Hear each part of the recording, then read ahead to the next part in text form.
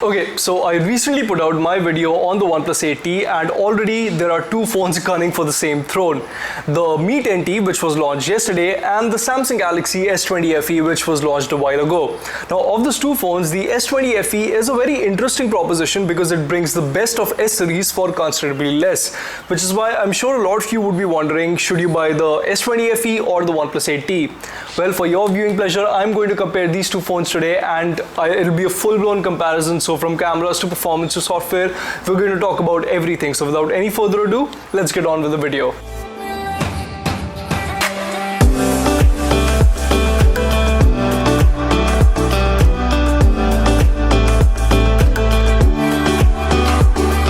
But guys, before we get on with the video, make sure to hit the bell icon and subscribe to our YouTube channel if you haven't already, so that you don't miss out on any quality tech content that we put out. Now that you've done that, let's get on with the full comparison between the OnePlus 8T and the Samsung Galaxy S20FE.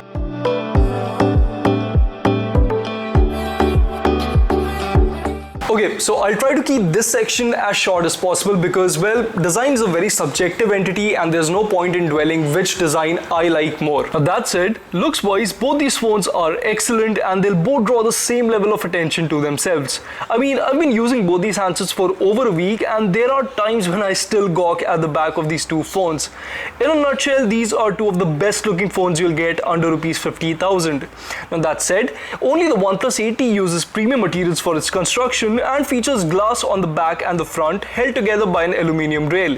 Now the S20FE's back, on the other hand, uses a soft touch plastic finish, which obviously doesn't feel as premium to hold, but trust me, it's not the end of the world, especially given how good the velvety matte finish feels in the hand. Also, durability wise, I think the S20FE will last you longer, as firstly, glass breaks, so if you drop the 8T and the S20FE on concrete, chances are Samsung's offering will survive the drop. Secondly, and this is where things get really interesting, the S20FE, much like the rest of the S20 lineup, comes with IP68 certification, meaning you can dunk it in water and the phone will work just fine. The 8T unfortunately doesn't get any IP rating, so take it to pool parties at your own risk. Now, if you buy one of these phones, then you should also be aware how they are to use on a day-to-day basis, and honestly, they're both very comfortable phones to use and hold. The S20FE is 2 grams heavier at 190 grams compared to the 8T, which doesn't make a big difference, and they're both equally sleek at 8.4 millimeters too. So in terms of ergonomics and one-handed usability, you could honestly go with one or the other here. Now moving on though, one design feature that makes every OnePlus phone stand out is the alert slider. I can't tell you how useful it is to switch sound profiles on the fly, and this is something you will not get with the S20FE. What is same on both the phones, however, is that they both offer an in-display fingerprint sensor and facial recognition too. Now both biometric mechanisms were slightly quicker on OnePlus's offering, but Samsung has really narrowed the gap over the years and the S20FE is not too far behind. As for haptics, well, both the phones are neck and neck here too. They both offer an excellent typing experience, so if you have to jot down a ton of emails or you're just a heavy texter, you'll find both of these handsets to your liking.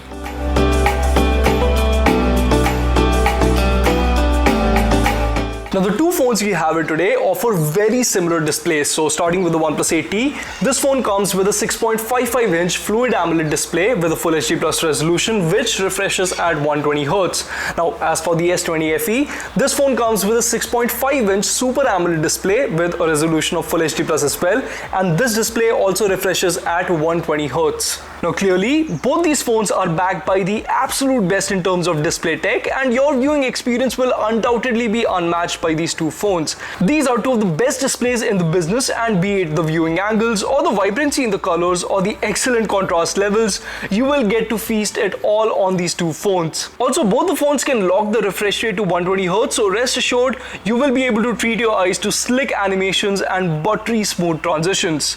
But for the sake of this comparison, I dived deeper and found a couple of things which might help your purchase decision. For one, the display on the OnePlus 8T is a bit more responsive and in touch multitasking test app, the samples per second were around 300 on the OnePlus 8T, whereas the S20FE was capped at 240. Now, I should tell you that be it for gaming or day-to-day usage, I didn't find any difference between the responsiveness of these two screens, but a higher touch sample rate is always welcome. Moving on, while both these phones come with Widevine L1 certification, so you can stream in HD from OTT platforms like Netflix, neither of the two handsets can play HDR videos on the same platform. Now, folks at OnePlus have assured me that there is an update coming for the 8T which will let the phone stream content in HDR too, but I'm yet to hear back from folks at Samsung. So one more thing you should know about the two phones display is that you'll get Corning's Gorilla Glass version 3 on top of the display of the Samsung Galaxy S20FE, but on the OnePlus 8T you are going to get Corning's Gorilla Glass version 5 on both the front as well as the back, since this phone does feature glass on the back as well.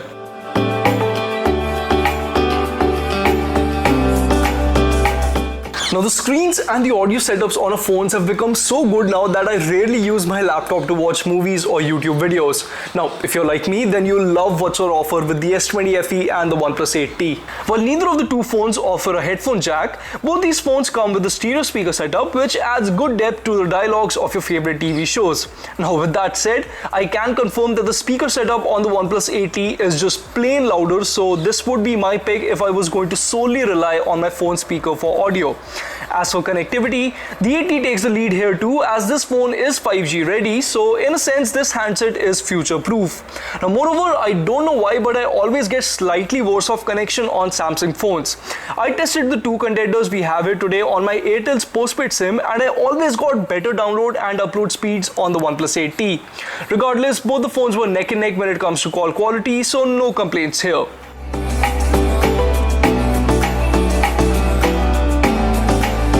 On to one of the most important metrics for this comparison, which is the performance. So, which of these two phones performs better? Well, before I talk about that, let's take a look at the specs, and starting with the OnePlus 8T, this phone comes with Qualcomm Snapdragon 865 processor, which works alongside 8GB or 12GB of LPDDR4X memory.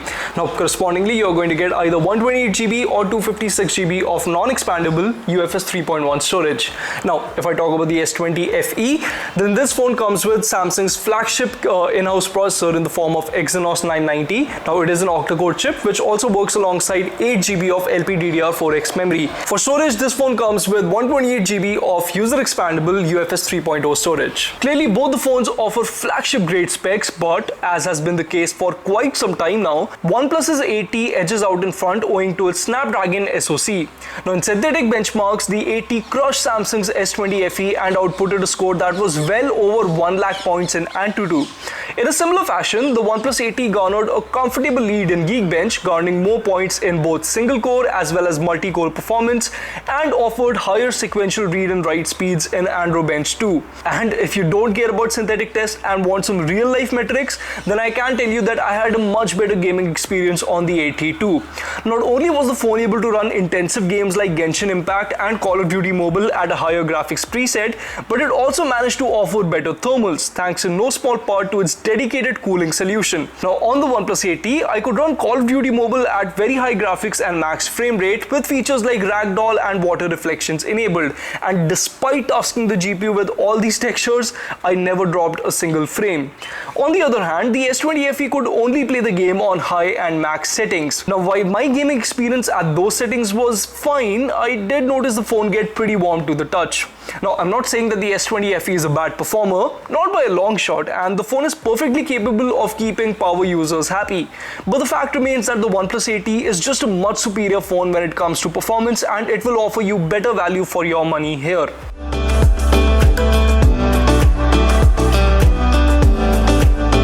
Now, this is probably the reason why you're here for, so without wasting any more time, let's take a look at which phone offers better camera setup. Now, starting with the OnePlus 8T, the smartphone comes with a 48 megapixel Sony IMX586 sensor as its main lens, which is accompanied by a 16 megapixel wide-angle lens, a 5 megapixel macro sensor, and a 2 megapixel black and white lens. For selfies, the smartphone gets a 16 megapixel Sony IMX471 sensor up front. Now, as for the S20FE, the handset comes equipped with a 12 megapixel main sensor, a 12 megapixel wide-angle sensor, and an 8 megapixel telephoto lens. For selfies, you will get a 32 megapixel selfie camera up front. Now clearly OnePlus's offering looks more enticing on paper, but as we have proven many times at Mr. Phone, higher megapixel count doesn't necessarily equate to better photo quality. Now let's start this comparison with the wide shots, and here you'll notice that instantly the photos from S20FE have more vibrancy in them, but that's not to say that the 80's photos are true to life. The 80 is also boosting the colors, although not as much as the S20FE. Unfortunately, the phone fails to bring out as many details in the photo as Samsung's offering. Now if you look at this first wide shot of my garden, then here you'll notice that firstly the details in the leaves of the plants right below the big umbrella are much better on the S20FE's photo. Similarly, if you pan your attention to the house in the background, then the bricked wall also exhibits better detailing here as compared to the OnePlus 80's photo. Now in a more tricky situation such as the one on your screen right now, I noticed that the S20FE's photo was able to correctly expose the sun and the clouds surrounding it. So you'll find a gorgeous orange sky on the S20FE shot, whereas the OnePlus 80's photo has blown out highlights here. Now another shot which highlights the S20FE's ability to capture more in a scene is this photo of a restaurant near my place, and here you'll see that the details in the tree at the center are much more refined on Samsung's offering as compared to the OnePlus 8T. Moving on to the close-ups, the story remains unchanged, and I found the S20FE samples to be much more aesthetically pleasing. Now take the shot of our pet for instance, and here while the S20FE shot outputted a slightly more vibrant image, the 80's photo sucked out all the colors from the shot. The inconsistency in 80's camera is quite irritating if I say so myself. Another example of the same is this close-up of a brown leaf, and here upon a closer crop you will be able to make out the luscious texture of the leaf on the S20FE's image, whereas the 80's photo gets a bit too soft if you inspect it closely. Now if you'd like another example, then here's a close-up of a spider, and in this photo, once again at a closer crop, the 80's sample just misses out on a lot of details, whereas the S20FE retains them quite efficiently. As for the wide-angle images, honestly, both the phones clip very similar photos here, but if I have to pick a winner, it'll be the 80, as the corner details in almost every single wide-angle shot, including the one on your screen right now, was better on the OnePlus 8T. The details at the center of the frame were consistent on both the handsets, but objects at the edge were definitely crisper on the OnePlus 8T. But if there is one thing which everyone is probably going to use quite a lot, is the front camera of these two phones, and here the images are neck and neck when it comes to the color science, but the details captured by Samsung's 32 megapixel selfie shooter are much more, and at a closer crop, the selfie from the 80 exhibits clear over sharpening. That said, the portrait photo was much better on the OnePlus 80, as the blur effect was more consistent around my face. For low light situations though, I got some fairly interesting results. Now the OnePlus's photo, as you can see, is noticeably brighter for both the low light photo as well as the photo taken with the night mode as compared to the S20FE's photo. However, the 80 is also boosting the greens by quite a bit, which makes the scene look unnatural, and it's also not keeping lens flaring from the light post right outside my place under control. Well, at least not as keenly as the S20FE. Now same goes for low light selfies too, and the flash through from the S20FE did a better job of highlighting the right hand side of my hair. Now the low light selfie from the phone also had lesser noise upon zooming in, so the S20FE takes this round. Now as for the videos, both the phones can shoot 1080p 60fps clips as well as clips in 4K, but for the purpose of this testing, I shot a 1080p 30fps sample from both the smartphones, as that exhibits the best stability. Lastly, I'd like to mention that both the phones also support Cam 2 API. However, with the 80 you'll get level 3 support, meaning all the features of a Gcam port will work on the smartphone. The Samsung Galaxy S20FE comes with full support, which means select features will not work with the phone.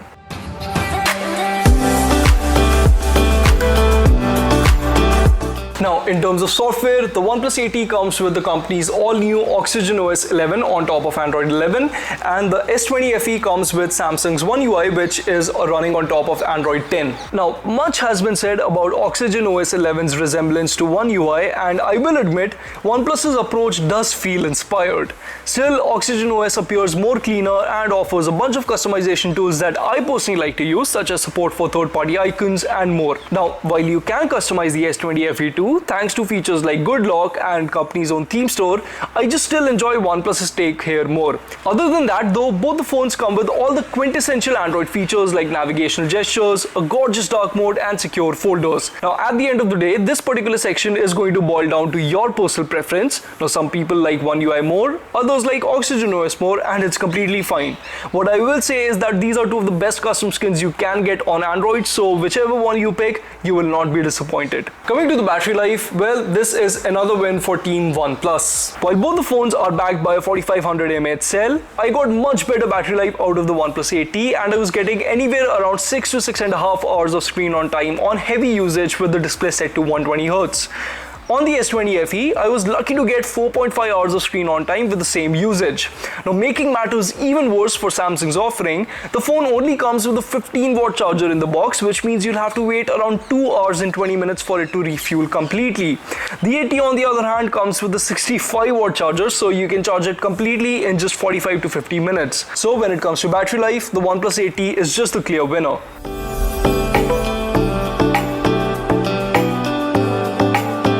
The OnePlus 8T costs Rs 43,000 for the 8GB RAM variant, whereas the Samsung Galaxy S20FE costs Rs 50,000 for the 8GB RAM variant.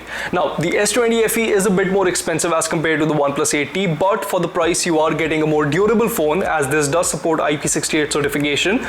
This also comes with wireless charging, an option to expand the memory, and it also offers much better cameras as compared to the OnePlus 8T. The OnePlus 8T, on the other hand, for its more accommodating price tag, this brings much better performance to the mix, be it in terms of gaming or thermals. You're just going to get a better performance out of the 8T as compared to the S20FE. This also comes with a much faster wired charger in the box, so you get a 65-watt charging brick with the OnePlus 8T, and last but not the least, this offers much better battery life as compared to the S20FE. So if you prioritize cameras and want just a more durable phone, go for the S20FE, but make sure to buy a power bank with this phone as well. On the other hand, if you're like me and you're okay with average 7 out of 10 cameras, then go for the OnePlus 8T, because this phone offers stupendously fast performance, and this is primarily why my SIM card is inside this phone and not this phone. I can make do with subpar cameras, I just cannot make do with average performance. I need the fastest phone in the market, and the OnePlus 8T is it. But guys, that wraps up my full comparison between the OnePlus 8T and the Samsung Galaxy S20FE. Do let me know in the comments below which of these two phones are you going to pick. Would you buy the S20FE or the OnePlus 8T? And as always, if you enjoyed this video, do give us a big thumbs up and share it with your friends. Until next time, this is Prateek from Mr. Phone signing off.